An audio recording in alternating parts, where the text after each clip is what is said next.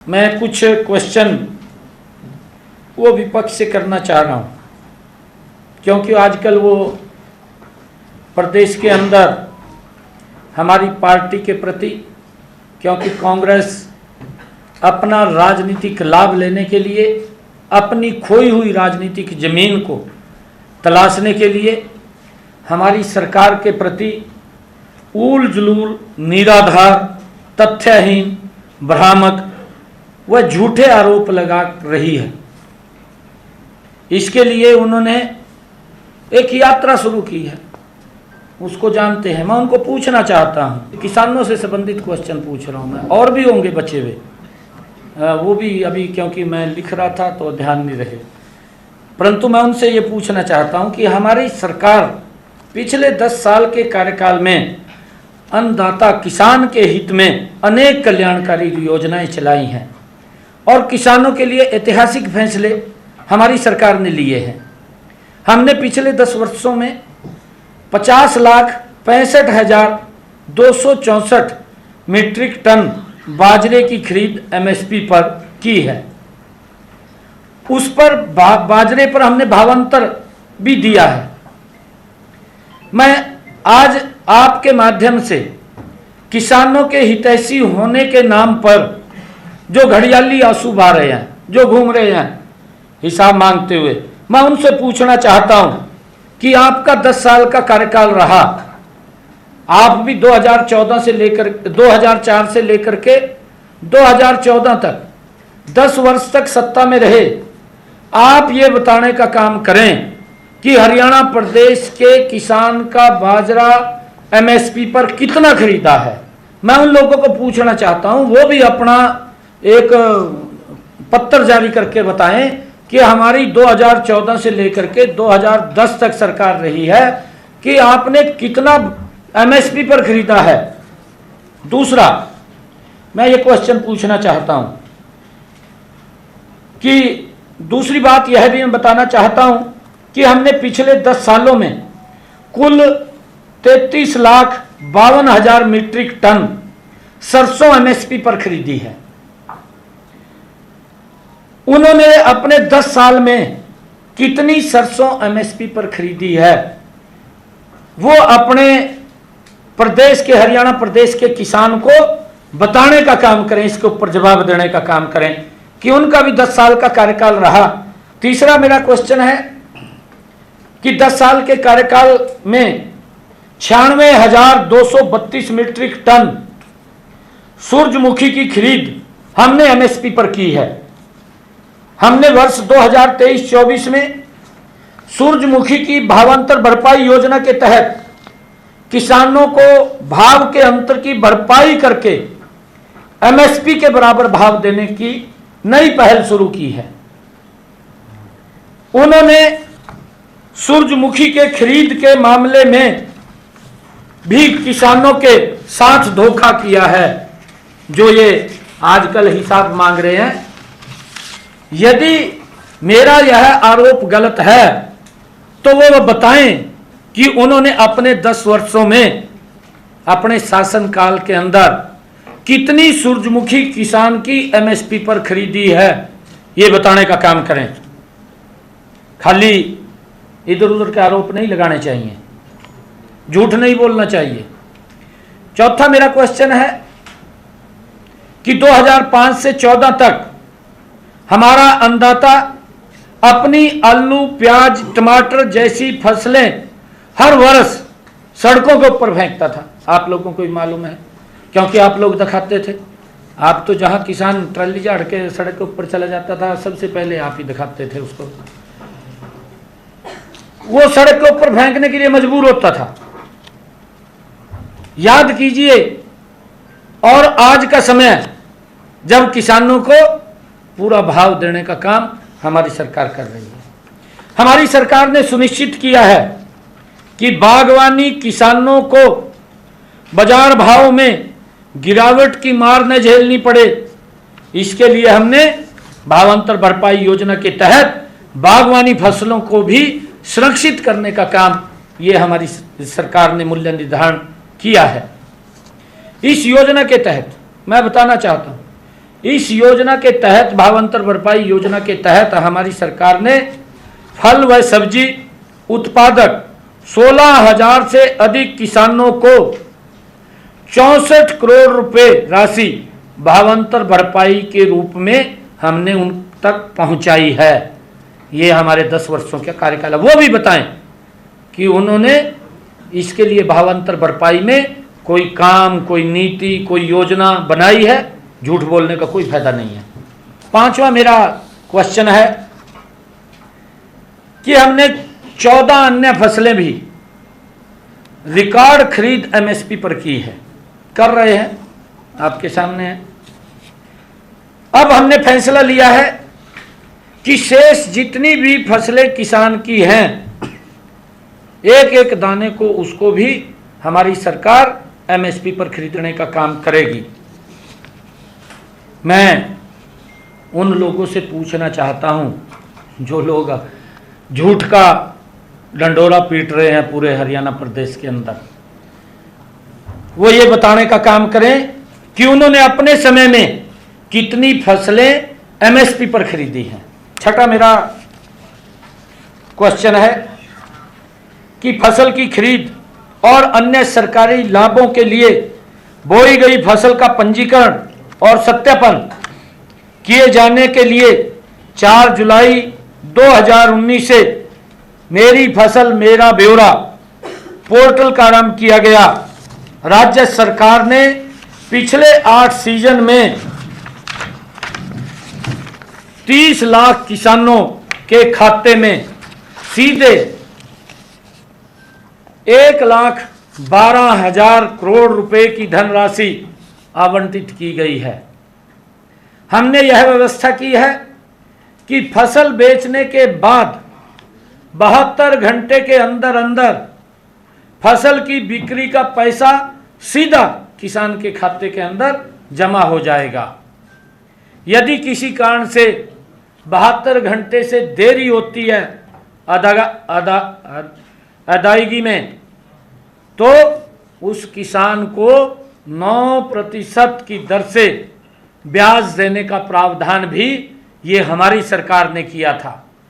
और मैं आज आपको बताना चाहता हूँ, वो लोग भी इस बात को जरूर सुने कि जिन किसानों की पेमेंट किसी कारण से 72 घंटे में जमा नहीं हुई, उनको ब्याज के रूप में 1 करोड़ रुपए से अधिक की राशि देने का काम भी हमारी सरकार ने किया है। 7वां मेरा क्वेश्चन है कि हमारी डबल इंजन की सरकार ने, आदरणीय नरेंद्र मोदी जी की सरकार और हरियाणा की भारतीय जनता पार्टी की सरकार, हमारी इस डबल इंजन की सरकार ने दिसंबर 2018 में प्रधानमंत्री किसान सम्मान निधि योजना शुरू की। इसके तहत छोटे व सीमांत किसानों को 3 किस्तों में हमारी सरकार 1 साल के अंदर 3 किस्तों में 2-2 हजार रुपए के हिसाब से भेजने का काम करती है और 1 साल में 6,000 रुपए किसान तक पहुंचाती है। इस योजना के अंतर्गत मुझे खुशी है बताते हुए आज आप लोगों के बीच में कि हमारी इस डबल इंजन की सरकार ने हरियाणा प्रदेश के 20 लाख किसानों के खाते में 17 किस्तों में जो जारी हुई है, 17 किस्तें, 17 किस्तों में 5,790 करोड़ रुपया हरियाणा प्रदेश के किसानों के खाते में डायरेक्ट पहुंचाने का काम ये हमारी सरकार ने किया है। जो लोग ये घूम रहे हैं अलग अलग चेहरे बदल करके और आजकल ईमानदारी का नकाब पहन रहे हैं, नकाब पहन रखा है, जब सत्ता में आ जाएगा और नकाब उतर जाएगा, फिर दूसरा रूप हो जाएगा उनका। वो भी बताएं कि 10 सालों में ऐसी किसानों के हित की कोई योजना शुरू की है क्या? मैं उनको पूछना चाहता हूँ, बताने का काम करें ना। वो हिसाब मांगते घूम रहे हैं ना, और ये बताने का काम करें कि 10 सालों में उन्होंने इस प्रकार का कुछ सोचा है क्या भी किसान का हालत ख़राब है, किसान को दिक्कत आ रही है, उनके लिए कुछ ना कुछ हम खड़ा करें। तीसरा, मैं 8वां क्वेश्चन है मेरा 8वां क्वेश्चन है कि हमने नहरों का सही रख रखाव करके उनको तर्क संगत ढंग से नहरी पानी की आपूर्ति सुनिश्चित करके अंतिम टेल तक पहली बार हमारी सरकार ने पानी पहुंचाने का काम किया है। पिछले 40 वर्षों में, क्योंकि ये पीछे 10 साल ये भी रहे हैं, उससे पीछे भी रहे हैं, पिछले 40 वर्षों में कभी पानी नहीं पहुंचा। उदाहरण के तौर पर मैं बताना चाहता हूं, ये पहली बार किसान के हित के अंदर अंतिम टेल तक पानी पहुंचाने का काम हसनपुर, दनचौली, माधोगढ़ व सुरहेती माइनरों की टेल पर 39 वर्ष के बाद तथा निम्बाहेड़ी माइनर में 30 वर्ष के बाद ये पानी पहुंचा है। एक योजनाबद्ध तरीके से हमारी सरकार ने कि किसान तक उसको लाभ पहुंचे, उसके खर्चे कम हों, लगातार हमारी सरकार ये काम कर रही है। वो भी बताने का काम करें कि उनके समय के अंदर 10 वर्ष रहे, 10 वर्षों के अंदर आपने नहरों के अंदर पानी पहुंचाने का काम कितनी दूरी तक किया है, बताने का काम करें, खाली झूठ ना बोल दें। मेरा 9वां क्वेश्चन है, हमने ऐसी व्यवस्था की है कि उपलब्ध जल संसाधनों का तर्कसंगत उपयोग हो, वर्तमान की जरूरतें भी पूरी हों और हमने भावी पीढ़ी को भी जल संसाधन हम सौंप सके। इसके लिए हमने एक योजना चलाई, मेरा पानी मेरी विरासत स्कीम शुरू की और इसके तहत हमने किसानों को ऐसी फसलें पैदावार लेने के लिए प्रोत्साहित किया है कि जिनमें पानी की खपत कम हो। अधिक पानी की खपत वाली फसलों की जगह ऐसी फसलें लेने वाले किसानों को हमने 7,000 रुपये प्रति एकड़ के हिसाब से प्रोत्साहन राशि दी है कि वो ज़्यादा पानी वाली फसलें ना लगाएं, दूसरी फसल लगाएं जिसमें पानी कम लगता है। हमारी पानी की भी बचत होगी। मेरा पानी मेरी विरासत। हमने कहा है कि आने वाली पीढ़ी को हम खाली ज़मीन नहीं, ज़मीन अगर बंजर होगी तो कैसे बोएगा, कैसे वो अपना गुजारा करेगा। हम जब विरासत के अंदर उसको पानी भी देने के लिए हमने उसकी योजना बनाई है, मेरा पानी मेरी विरासत, और उसके तहत हमने 7,000 रुपये प्रति एकड़ के हिसाब से देने का काम किया है। और मुझे ये बताते हुए कि हमने एक और योजना इसके साथ सीधी बिजाई की भी वो अनूठी योजना शुरू की है। जैसे धान की सीधी बिजाई करते हैं, इसका भी उद्देश्य यही है कि पानी की बचत हो। और यह योजना प्रदेश के 12 जिलों अंबाला, यमुनानगर, करनाल, कुरुक्षेत्र, कैथल, पानीपत, जींद, सोनीपत, फतेहाबाद, सिरसा, हिसार तथा रोहतक में शुरू की गई। धान की सीधी बिजाई करने वाले किसानों को भी हमने 4,000 रुपये प्रति एकड़ के हिसाब से उनको इंसेंटिव दिया, अनुदान दिया है। और इन दोनों पहलों के तहत अब तक किसानों को हमने 255 करोड़ रुपया डायरेक्ट उनके खाते के अंदर पहुंचाया है। जो हिसाब मांग रहे हैं, क्या उन्होंने भी इस बारे में सोचा है? वो बताने का काम करें। क्या उन्होंने इसके बारे में दूर तक कोई प्लानिंग भी की थी?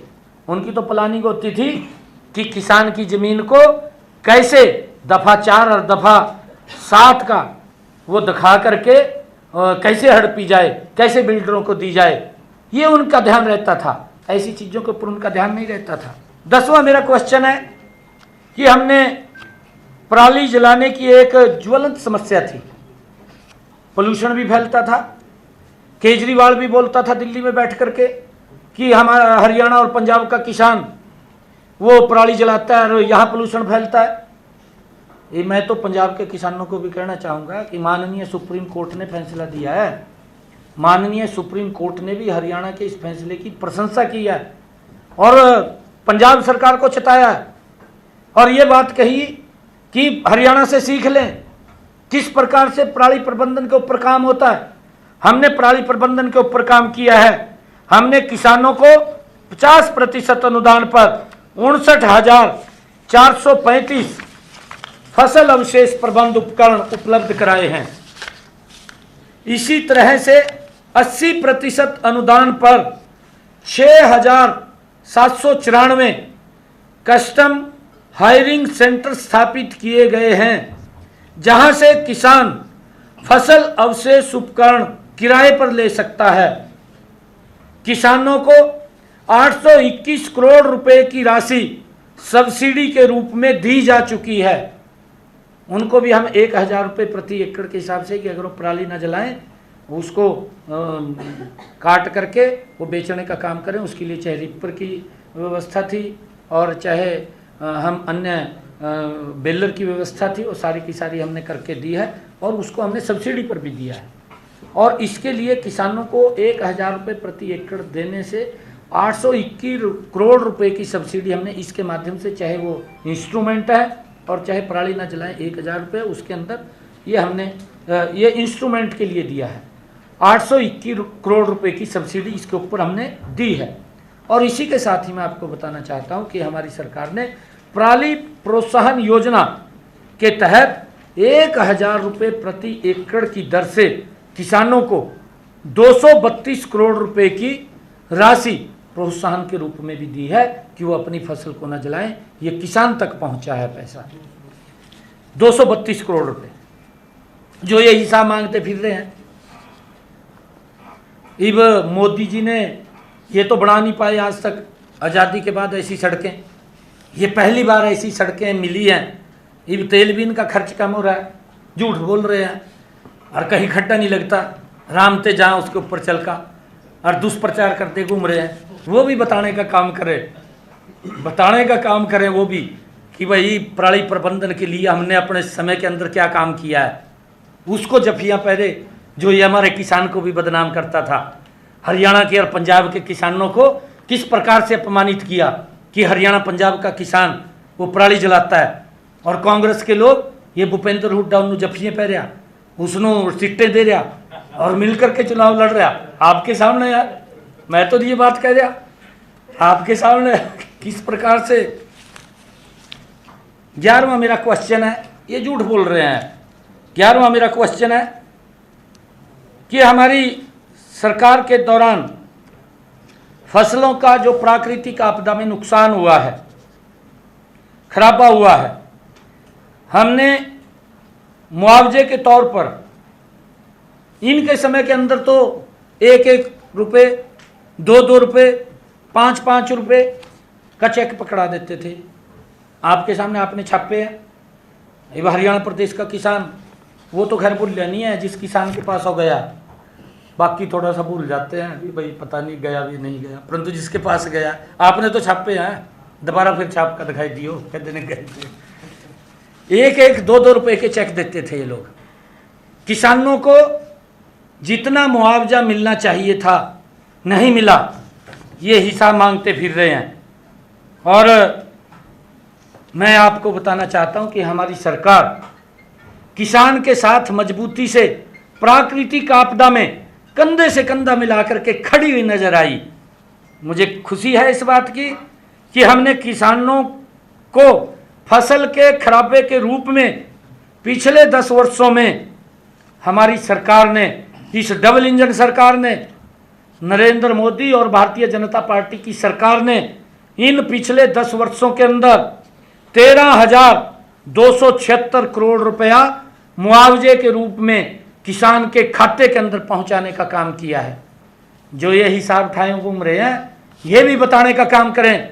10 वर्ष तक रहे हैं, किसान के फसल के ऊपर ओले पड़ जाते, ये अंदर बैठ जाते इसी वाले कमरे में, बाहर निकल के नहीं देखते थे। फिर 2 रुपये का, 1 रुपये का, 5 रुपये का चेक बेचते थे, 500 रुपये उसको खोलने में लगते थे, और 1 रुपये का चेक दे के वो माथे को पीटता था, ये मेरे गिल क्या कर दिया। इस प्रकार की स्थिति इनके समय में किसानों के साथ करते थे। प्रधानमंत्री फसल बीमा योजना का कांग्रेस ने विरोध किया था। ये विरोध इसीलिए किया था कि क्यों किसान सशक्त होएगा इसके माध्यम से, वो सशक्त नहीं होना चाहिए, मजबूत नहीं होना चाहिए, इसके कारण से इन्होंने विरोध किया था। ये बताने का काम करें। 12वां मेरा क्वेश्चन है कि पिछली सरकार के दौरान CLU के नाम के ऊपर किसानों की जमीन किस प्रकार से उनकी खोज करके और बिल्डरों को दे दी जाती थी, आप सबके सामने है। उसके अंदर मोटा ये माल खाते थे, उसके अंदर तभी देते थे। किसान अपना चिंगाड़ा मारता रहता था, कराता रहता था, सुनने वाला कोई नहीं था। ये तो मनोहर लाल जी आए गए, उन्होंने छटवाए का कुछ किसानों की तो जमीन दी है, परंतु पिछले 10 वर्षों के अंदर हरियाणा प्रदेश के अंदर एक भी किसान ये नहीं कह सकता कि हमारी जमीन को जबरदस्ती खोसा गया है। हमने योजना बनाई भूमि पोर्टल के माध्यम से, किसान को अगर जमीन ली है उसका उचित मूल्य दे करके वो जमीन लेने का काम किया है। ये हिसाब मांगते फिर रहे हैं, जिनके मुंह भ्रष्टाचार के अंदर खून मद से पड़े हैं वो लोग वो हिसाब मांग रहे हैं। अगर मुंह भी खोलते हैं उसके अंदर भी भ्रष्टाचार का खून निकलता है। किस प्रकार की स्थिति है। और 13वां एक और है, ये 2013 में यूरिया के भाव 268 रुपये थे, जो हिसाब मांगते घूम रहे हैं, मैं बताना चाहता हूं। और डीएपी खाद का 342-43 रुपये था। इन्हीं की सरकार के अंदर ये भाव दुगने से ज़्यादा हुए। 1200 रुपये का तो डीएपी खाद का थैला मिलना शुरू हो गया और लगभग 600-700 रुपये का यूरिया का। अगर ये इतने तैसी थे, डबल इंजन में थे ये भी, आज हिसाब मांगते घूम रहे हैं ना। ये उस टाइम में इनकी सरकार थी, परंतु ये निर्णय नहीं कर पाई, किसान के ऊपर ही वजन डाल दिया, तभी तो किसान की हालत खराब हुई है। ये किसी और ने नहीं की, ये कांग्रेस के लोगों ने किया। परंतु जब ये यात्रा लेकर के निकल रहे हैं, मैं इनसे पूछना चाहता हूं, भाई आप तो मुख्यमंत्री थे तब, था या नहीं था?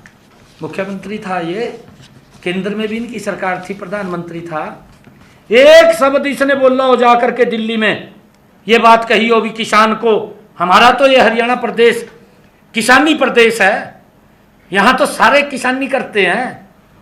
अगर ये किसान ही ऐसी होता, ये दिल्ली में गया हो जाकर के, इसने वहां बोल हो, कोई लेटर कार्ड का दिखाई दे भाई, इसने प्रधानमंत्री के पास जाके हरियाणा के किसान की बात रखी है, भाई किसान के ऊपर इतना वजन पड़ गया, इसको कम किया जाए, इसको सब्सिडी दी जाए, नहीं दी। परंतु हमारी सरकार ने ये 1,30,000 करोड़ रुपए की सब्सिडी दे करके किसान को उसी भाव के ऊपर यूरिया देने का काम किया। अगर ये वीडियो आपको पसंद आया है तो इसे लाइक जरूर करें। अगर चैनल अभी तक सब्सक्राइब नहीं किया है तो कर लें और नोटिफिकेशन पाने के लिए बेल आइकन भी दबा दें।